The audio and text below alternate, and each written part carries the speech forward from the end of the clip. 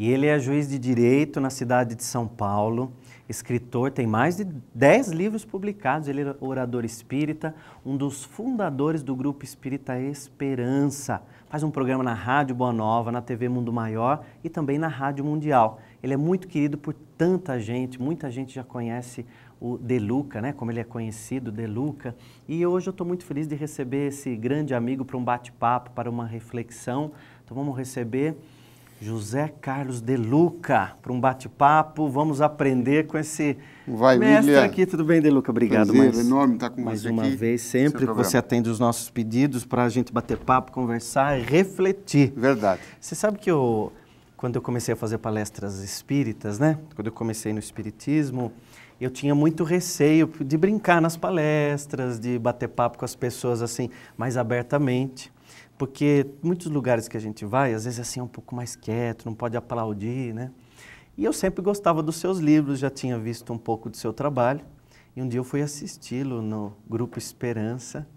Aí quando você terminou a palestra, eu falei, puxa, acho que eu estou no caminho certo mesmo, porque o que o De Luca fez aquela plateia rir e cantar no final, e as pessoas saíram tão melhores do que entraram. E eu lembro de uma coisa que você falou, De Luca, que você disse assim, quando alguém ri, quando alguém bate palma, quando alguém muda aquele estado pronto que ela estava, os espíritos de luz conseguem agir e fazem com que aquelas pessoas ficam melhores. E eu acho que você compartilha dessa ideia, né? Ah, não tenha dúvida, William, porque o riso, o bom humor, é um estado de alma de absoluta confiança em Deus. É um estado que produz relaxamento, e é no relaxamento que nós vamos encontrar melhoria para a saúde, melhoria para enxergar de uma forma mais otimista os problemas que nós estamos enfrentando. E espiritualidade combina tudo com alegria. Não há espiritualidade sadia, verdadeira, sem alegria, sem coração aberto, sem afeto, sem otimismo e sem muita fé.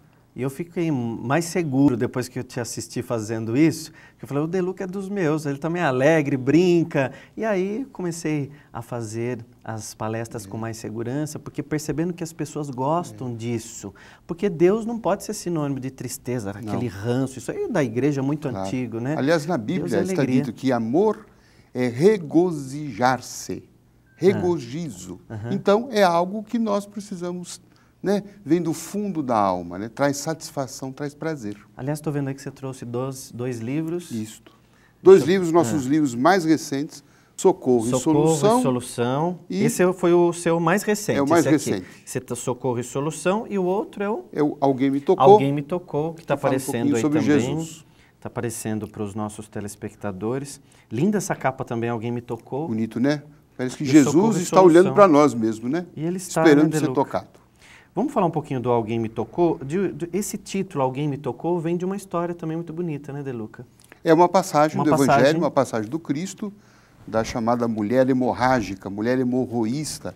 Aquela mulher que já estava com uma hemorragia uterina já há 12 anos e vai ao encontro do Cristo, procura ele em praça pública e rastejando, se arrastando no chão por conta das dores, do seu estado de abatimento físico, orgânico. Imagine o que é uma pessoa com uma hemorragia uterina há tanto tempo. Numa época sem medicina, sem remédio, sem tantas coisas. Exatamente. Então, um abatimento orgânico, espiritual e emocional. E essa mulher, então, vai e simplesmente toca nas vestes do Cristo. E, então, Jesus, no meio da multidão, ele diz, alguém me tocou. Ele percebe. É uma expressão dele. O nome desse livro maravilhoso. E eu refleti sobre isto. Por que é que Jesus quis mencionar, expressar esse sentimento? Alguém me tocou. Ele deu importância a esse ato. Então, isso quer dizer que ele quer passar essa mensagem que ele continua querendo ser tocado. E não apenas, como é nosso desejo, que ele nos toque. Sim. Isso ele já fez há muito tempo. Agora, como um verdadeiro amigo que ele é, ele está esperando que a gente o toque. Toque seus ensinamentos, toque a sua mensagem, toque o seu coração. Pela editora Intelitera também, que é parceira nossa aqui. E o Socorro e Solução, aliás, eu fui no lançamento, estava a livraria lotada sempre, muitos amigos lá. E esse nome, Socorro e Solução, De Luca, como que apareceu essa inspiração? Assim, Socorro e Solução é o título de uma mensagem do Espírito Emmanuel, através de Chico Xavier, onde nessa mensagem Emmanuel faz uma síntese que eu considero muito apropriada para nós que estamos atravessando momentos de dificuldade. Ele diz que o socorro vem de Deus, mas a solução vem do homem. Que bonito. Então veja essa junção, né? Porque às vezes a pessoa está colocando tudo nas mãos de Deus e está esquecendo do próprio esforço, da própria necessidade que ela tem de lutar, de vencer e de superar os seus desafios.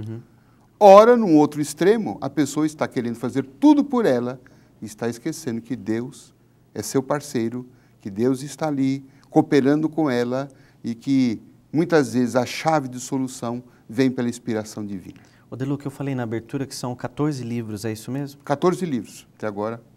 O seu primeiro livro foi? Sem Medo de Ser Feliz. Sem Medo de Ser Feliz. Sem Medo de Ser Feliz. Que, aliás, é o nome do seu programa, não é de rádio? É o nome do programa na Rádio Boa Nova. Na Rádio Boa Nova. Você está na Rádio Boa Nova toda terça-feira? Toda terça-feira, às 10 horas. Às 10 da manhã. Há 10 anos. Há 10 anos. O povo não está me aturando. Será? Você que nos ensina tantas coisas, sempre uma reflexão, um aprendizado. Eu gosto de uma expressão que eu li uma vez, que diz o seguinte, que nós nos renovamos no outro. Então, quando eu converso com uma outra pessoa, eu tenho que aprender a me renovar naquela pessoa, aprender sempre. E além de ler livros, a gente tem que aprender a ler pessoas, né, Deluca? Você, como juiz de direito, então quantas histórias passam todos os dias nas suas mãos ali, histórias. E é um privilégio, né, trabalhar com pessoas. É um laboratório, né? Um laboratório. Nós vamos vendo os conflitos, os dramas, né, que surgem, de fato, as grandes dificuldades que a gente pensa que é uma coisa. Eu vejo isso muito no fórum, né? Já que você tocou no assunto, eu vejo as pessoas digladiando por questões financeiras e muitas vezes percebo que o ponto central da discussão não é a questão financeira. É o quê? É uma mágoa, é um ressentimento. É algo de longe. É uma coisa mais lá dentro, mais lá no fundo.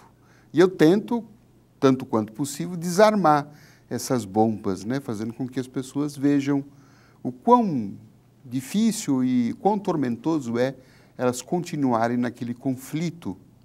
Porque gastar tempo no fórum é uma coisa tormentosa, não é? Podia estar na praia. Pois é, fazendo coisas nutritivas, passeando, coisas prazerosas, assistindo um bom intelectuais. Filme. Fórum é lugar, né, de gente que está com problemas emocionais, né? Aliás, Chico Xavier dizia que o fórum é semelhante a um hospital. E eu constato isso mesmo.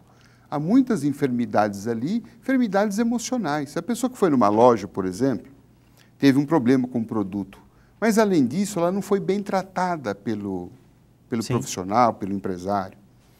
E o que está em jogo, no fundo, não é tanto o problema do produto em si, mas é o sentimento que ela tem de não ter sido bem tratada, e há um sentimento aí de vingança, de querer uma punição.